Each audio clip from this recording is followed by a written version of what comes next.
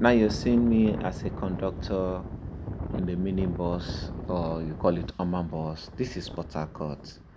I'm traveling all the way from Akwa Ibom to Portharcourt City, and I'm heading to Benin. So we need to get fuel here at this NNPC filling station. I'm not too acquainted with the streets or the names of the streets in Portharcourt, but we are heading towards Rumokoro. And the reason why I'm hanging here in this vehicle is because, as you can see, is because we are in the East-West Road, and I was rushing up because I'm heading to Benin, and the time was not on my side. This was already after 3 in the afternoon. So, and I have something to do in Benin. I have documentation in that day, and right there I'm in Port Harcourt. So, I left Akwa Ibom. I left my home to head into Benin. So, before we could drive like 40 minutes, let me say 45 minutes in that Akwa Ibom Korabasi road, our vehicle broke down. We spent close to 4 hours in that place. We got there where our vehicle broke down was around 9:30 a.m. and I left there 1:30 in the afternoon. So I came to Port Harcourt at Eleme Junction there. I took that cab because time was not on my side, so I could not wait for another vehicle to fill. So I have to take up this one, and I was heading to Rumokoro. So a lot of things happened on this trip. I was heading to Rumokoro so that in my thoughts that when I get to Rumokoro, I will take another maybe bus that is going to Imbiama. Those were my thoughts. If I could see a bus that is taking direct to Imbiama, or something that will take me to Shoba in front of Unipo, so that I could just take a little trekking and then take a cab that would take me to Imbiama, so that from Imbiama I could get to Wari, from Wari then I could get to Benin. It was, I've never seen such a journey before. I've never embarked on such a journey before.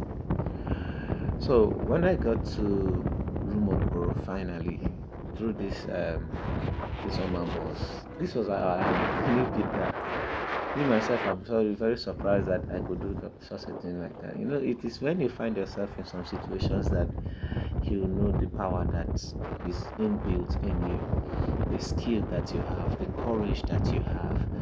It is when you find yourself in situations that is when the real talent, the real power and strength that you have come alive in you. Because in this place, you are to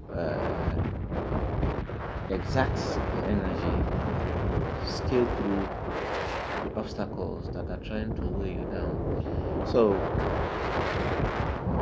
this video, I recorded the video, but this voice over is done after the recording of the video. So let me share with you some things that happened on my way to Rumokoro. So this particular day when we were getting to Rumokoro, not knowing that these taxi drivers and these cows, they had misunderstanding and someone died. So these boys from that Rumokoro there were like saying, okay, no Oman bus should drive. They wanted to share their grievances, letting the people in the city know that they lost a life. So they were like, okay, nobody should carry a passenger. But it's like this my driver, he was not informed. I don't even know. He picked us, and along the way, like after this junction there, I think it was after this truck. I think it was after we passed this truck, and this tree that you're seeing, that was where we branched.